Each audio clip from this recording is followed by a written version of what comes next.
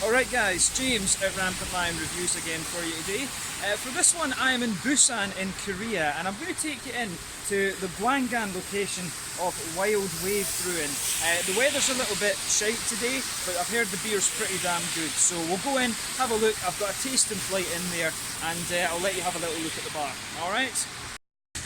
Alright, so we're just outside the bar, and we've got this lovely beach here. You can see here's just Wild Wave. If we walk along here, you can see this is the front of the bar. As I say, weather is absolutely shocking today, but that's just, you're just going to have to play it as you see. But as you can see, Wild Wave Brewing Company, Busan, South Korea. Got this lovely little bit of artwork as well. But the Suyeon beach is just over here, but the weather is absolutely stinking. But let's just go inside and I'll let you have a little look at the bar then. So when you come in, you'll see a nice little bit of merchandise and stuff here. They've got their beer glasses and stuff. You can see Wild Wave, they are right next to the beach, and you know, it is a little bit wild today. They've got their brewing symbol here again, the wave. Really nice little bar, this one actually. They do have another location in another part of the city. I'm probably not going to make it up to that other location, but yeah, if you come here, they've got their fridge. They've got a couple of sort of guest beers and stuff in here. This is the only one of their own beers that they actually bottle, by the way, which is called Surfing High, which is a kind of summer session beer. They've got a few other things in here, Duchess de Bourgogne, Brewery Tero, a couple of sodas and stuff like that as well. Shime, Prairie Artisan, and also one from Mother Earth Brewing Company as well, which I think I've only seen that once before. But yeah, really nice bar here. You can see more of their artwork and stuff. They've got about 15, 16 taps behind the bar if I'm counting correctly. 18 actually, sorry, I've just told you lies. So here is the tap list. You're going to look at Surfing High, of course, at number 1. The ones that I'm going to review for you are the Black Hole Stout. I'm also going to have a little look at the Yuja Sirloin, which is basically a yuzu sour beer. Yuja is just the Korean word for yuzu. I'm also going to have a little look at their New England IPA, the Juicy Wave, and also the Red Holic up here, which was number 13. They've got a few guest beers as well. Mother Earth Kismet IPA, KBS from Founders Brewery over in the States. Quite impressive to see that on tap in Korea as well, actually. Hardywood, which I haven't heard of actually, and also one of the Stone Grapefruit Slam beers. But yeah, really nice. Quality bar, this one. I really quite like this, in fact. So my cousin and Michiko are sitting over here. My beer flight's ready. Let's get on with this. Alright guys, so let's get to the interesting part of the video then, the beer tasting. So I thought probably we can kick off with the Yuja Sirloin, which comes in at 6% ABV. So this one is your standard kind of sour beer, but with Yuja fruit, as the Koreans call it, yuzu as it's kind of more commonly known. So let's have a little taste of this one then, and just see how we get on. So incidentally, these come in these little kind of 200 milliliter glasses. Though in fairness, it looks more like a kind of 150 milliliters, but this one in this little tasting set is 18,000 won, which is, you know, around 1,600 Japanese yen, somewhere in the region of, you know, like 13 euros, 12, 13 euros, something like that. I'm not sure how that would translate into dollars, maybe about $15 or something. So, you know, not bad, not bad. Beer is a little bit, craft beer especially, is a little bit more expensive in Asia. So yeah, as you can see with this one, it's a nice kind of bright, goldeny, more yellow colour rather than anything else. A little bit of carbonation there floating up towards the top of the head. It is a little bit hazy, but not too hazy, not the haziest beer you're going to come across. So we'll take a little look at the aroma and just see how we get on with this one. Oh yeah, now, straight away you get the yuzu there. As you would expect when it's a yuzu sour beer, of course, there's a little bit of a grassiness in there, a little bit of a floral character, you know, from the hops and stuff that they've used in there. But the yuzu jumps straight out at you. Now, yuzu is quite it's a bit of a difficult fruit to describe. I've always found it's kind of like a little bit of a lemon limey kind of thing crushed together, but it's got a little bit more of the kind of grapefruity, passion fruity sort of potency to it. It's almost a little bit kind of minty fresh as well. So you can pick up that straight away in the aroma of this one, but it really has that lovely juicy quality to it. This is one of the more juicy yuzu beers that I've come across recently.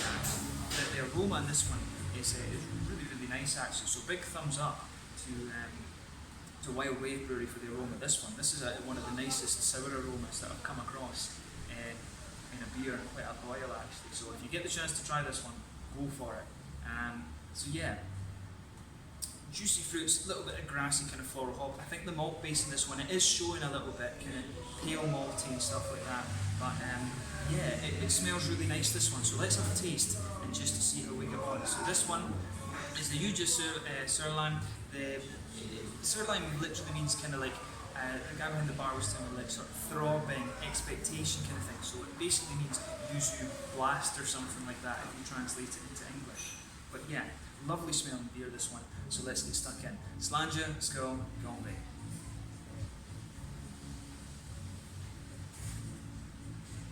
Ooh. Now, this one really has a little bit of bite to it. It's got a good impact, comes in quite sharp.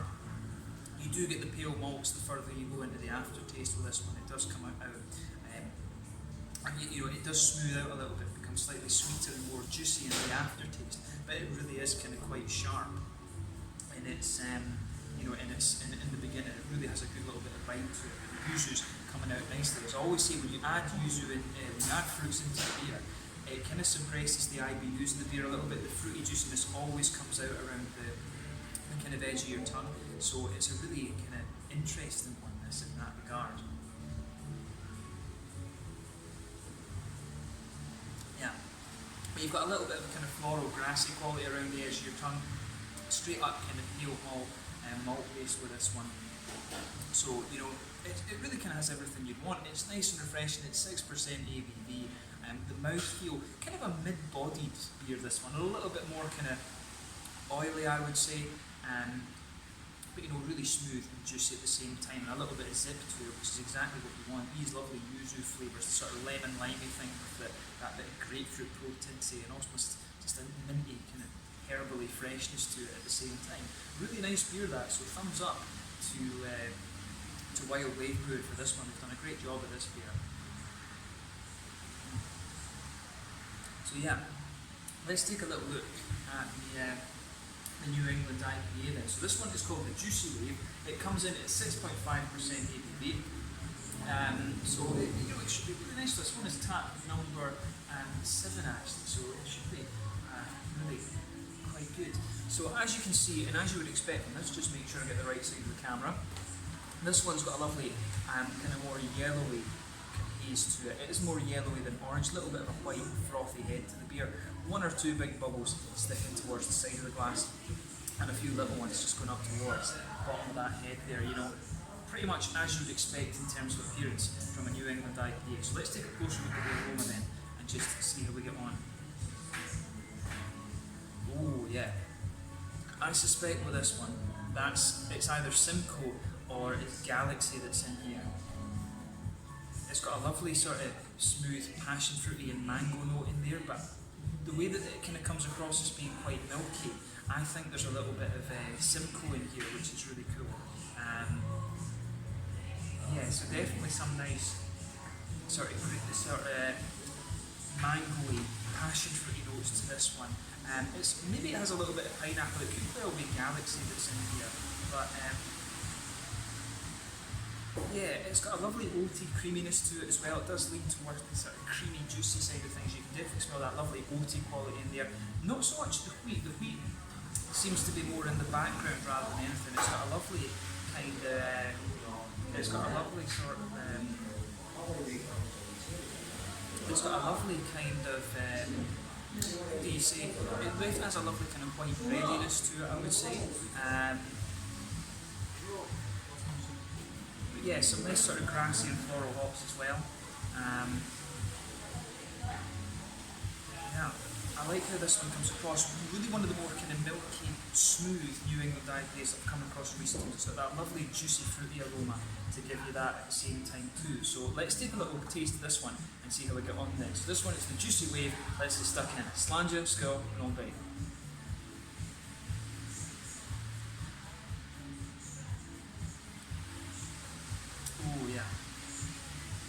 That is really pretty damn good actually. Straight away with this one, again this one has a little bit of bite to it. You're going to the wheatiness. I was talking about how the wheat was quite smooth in the aroma. It's got a little bit of a kind of sharpness push into it, and the further you go into the aftertaste, you can feel the oaty creaminess coming out of there as well, and some of the nice sort of floral aromaticity pushes its way out as well. Then around the very front curve of the palate, it does have that nice little bit of grassiness as well, and the fruitiness comes out in that little oily bubble behind the front curve of the tongue.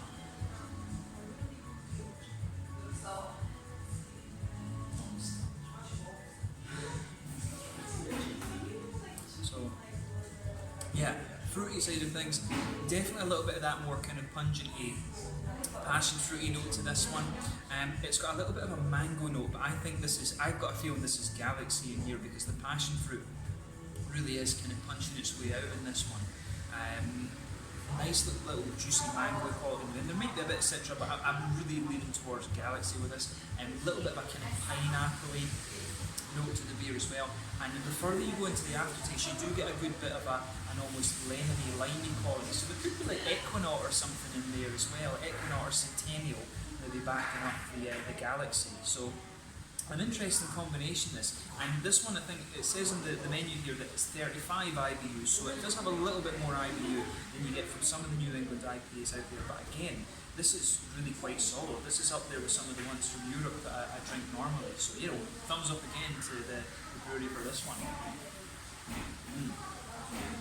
So, I'm just thinking, stout or red holic? Let's go for red holic. So red holic, it just says that this one is aged, it has blackcurrant added to it, so this is where the fruitiness is coming from. It comes in at 7.5% ABV, and it is aged in it for a barrel in a year, so this one should be really quite interesting actually. When you look at the darks of this colour, I've had a few sort of blueberry beers recently, and you know, they've been a bit more of a kind of pinkish colour, which has surprised me, but this one is kind of what you'd expect for sort of blackcurrant. It says blackcurrant, not blackberries. Yeah, blackcurrant added to this one, not blackberries. This is almost like a kind of Ribena colour, this beer. Very, very hazy when you look at it. But let's take a look at the aroma and see how we get on with this one. Oh, that is pretty damn sharp, I'll have to say. Straight away, you get that nice acidity out of this one. It's almost got a little bit of that kind of white winey, red winey Guinness character to it. So that's really interesting. You know, the black currants come out of it straight away. Yeah, that aroma, it's very juicy at the same time, but it's just really sharp. You can pick up a little bit of the maltiness underneath, but the aroma really is all about basically sour black currants, which, you know, in fairness, is what you expect. You don't even really get too much from the sort of barrel aging side of things. There's maybe a little bit of vanilla sort of woody kind of note to it underneath as well. So pay attention to that, because that's really it's really interesting. That, but very, very juicy, and this is one of the more special beers as well from what I gather. But yeah, let's take a taste of this one then and see how we go on. So this one is the Red Holic Special Sour Beer with blackberries added to it, aged for a year. Sláinte, Skål, Tombe.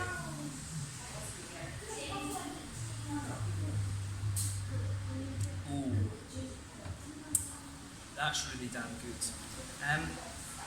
That's a very, very, very good sour beer. Out of the other ones that I've tried, that's the best one so far.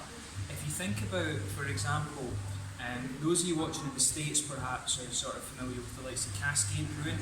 This one actually has a little bit of that to it. It does have a little bit more sharpness, but if you think about Rodenbach, this one really has some of the smoothness that you'd expect out of Rodenbach. That is a beautiful, beautiful sour beer. So I'll be saying to them behind the bar, get this one bottled, because that's really, this is a top class sour beer, so you know, big thumbs up to them for that. I've only really got into my sort of Flanders Reds recently, but this one really does remind me of some of these Rodenbach and, you know, the Duchess de Bourgogne, which they do have in the fridge over there incidentally. That's a lovely beer that, you know, hats off to them for this one. This is absolutely beautiful.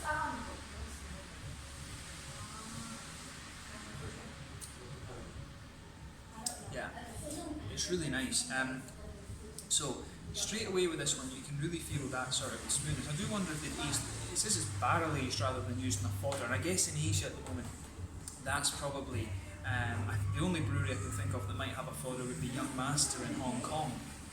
But this really has some of that sort of fodder, oaky quality to it. There's definitely a little bit of vanilla in the flavour as well.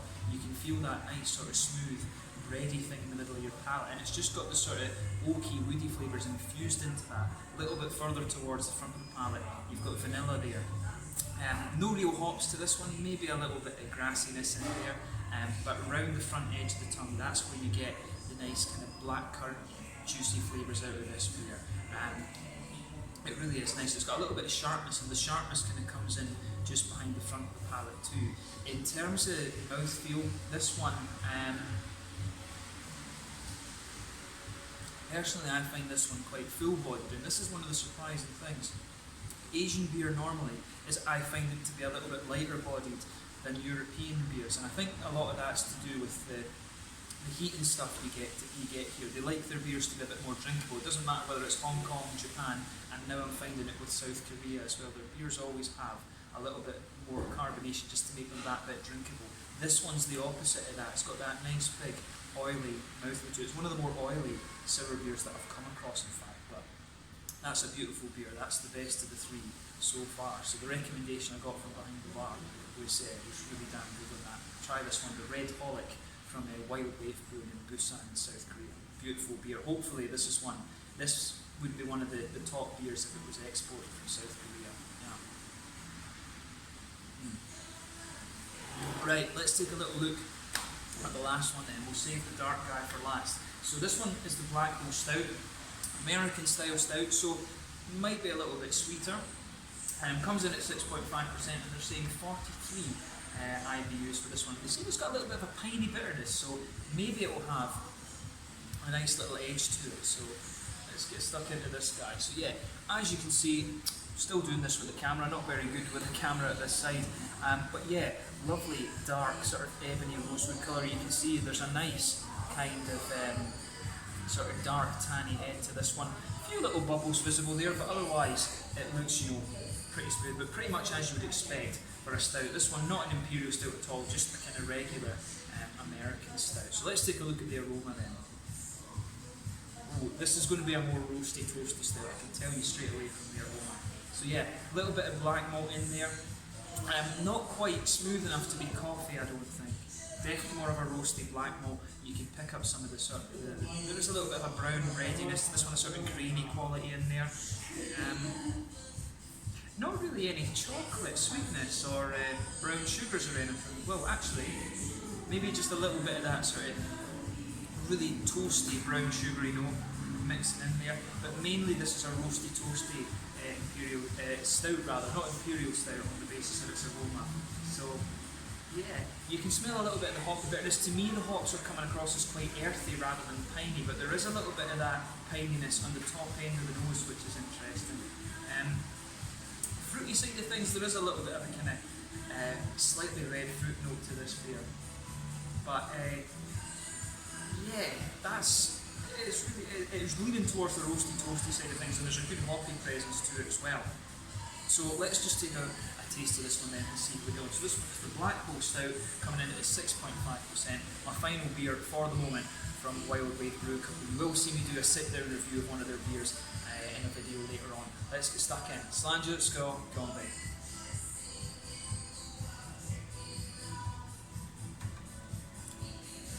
Yeah, as I suspected with this is a nice roasty, toasty imperial stout. Keep saying imperial stout, it's a regular stout. This is definitely leaning towards the roasty, toasty side of things. You can feel the IBUs pushing their way out of this one. In the middle of the palate, you're getting a bit of smoothness out of the malt base, a sort of grainy, toasty, grainy note. You can feel the black malts pushing their way up as well. Maybe there's a little bit of a kind of coffee-ish smoothness to this one. Earthy hops in the back corner of your palate, that spreads further forward along the sides of the tongue. The piney side of the beer, there is a little bit of that. Could it be that they've used a little bit of Columbus, or I don't think they've used Chinook in here. I don't think this beer is fruity enough to have Chinook in that. If it's Chinook is the one that you want if you want pine resins. That's the big pine resin hop. It does have a bit of earthiness and bite to it. Wouldn't be surprised if it's Summit that's in here actually. Summit's the other hop that kind of springs to mind with this one. But yeah, definitely a roasty toasty stout this. There's a little bit of brown sugar in the middle of your palate, and it's quite a well fired brown sugar at that.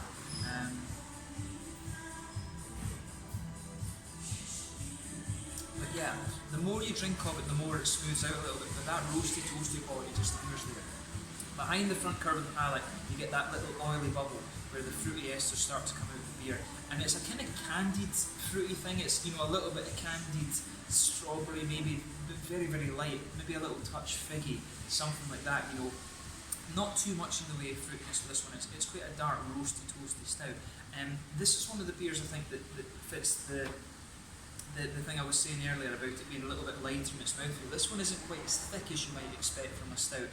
To me, if I blind tasted this, in terms of the mouthfeel, I would think it's more of a porter just because of the lighter side of the mouthfeel. And it's got a good little bit of carbonation too. And I found that, to be fair, a lot of Asian breweries tend to lean towards the sours and the IPAs, and you can understand that with the climate and stuff. Your dark beers are a little bit more of a kind of specialised thing. They're not hard to find, I'll say that as well. But this is more of a lighter beer. It's a stout that has a little bit more of a kind of drinkability to it. And in fairness, it does have a little bit of an oily quality to the mouthfeel as well, which does put it into the stout category rather than the porter side of things. But a more roasty, toasty stout, this one. I was expecting a sweeter stout when I tried this before, but again, it's a really, really solid beer, this one. If you like your stouts to be a little bit more roasty and toasty, if you like a dry stout maybe, this is one that you are going to quite enjoy. But probably if I had to pick out of these beers, my favourite one, first place would have to go to the Red Hollick. That's a beautiful, beautiful sour beer, a little bit of road tobacco as I said. This would be closely followed by the New England IPA. This one is really quite nice. It actually reminds me of the yuzu beer that I had from Bear Beer, and this one's probably sitting in the fourth place. I mean, the sour beer here is just absolutely beautiful. So, you know, big thumbs up to Wild Wave Beer. I got a good selection of different things from across the spectrum. I did get 2 sours. I wanted to try the Korean Yuja one. They've got a few other things there. But, you know, a set of 4 really, really nice beers, and you know, it's been cool to come and check out the bar. So I'll give you a final thought on the bar, and if I do any more beer videos, we'll add that into the video as well. Thanks for watching, and I'll catch you. Alright guys, so final thought on Wild Wave Brewing Company's location at Gwangan. You know, I had a really nice time here. It was really kind of quiet. I think it's just really quiet because the weather's kind of shitty, to be honest. But you know, a really nice little bar actually. The quality of the beers was really, really good. The little tasting flight that I had was awesome. The service was great. Price was good as well. I mean, for, you know, €12 or so, that little taste flight of 4, especially when it includes some sour beers at that as well, barrel aged sours. You know, it's awesome. Quality of the beer is great. You know, can't complain at all. So if you get the chance, come and check out this location for Wild Wave, or their other one here in Busan as well. But, you know, very impressed with the beers, and I enjoyed my time here. So I hope you've enjoyed another little out and about video, and I'll see if I can film a couple more of these for you while I'm here in Busan and elsewhere in South Korea. Until the next time, Slange just now, and I'll catch you guys later. And by the way, in these bars they do speak English as well. The quality of English in South Korea is pretty damn good. But until the next time, Slange just now, I'll catch you guys later. Slange at school, Gonbei. Make sure you check out Wild Wave Brewing Company here in Busan in South Korea. Cheers.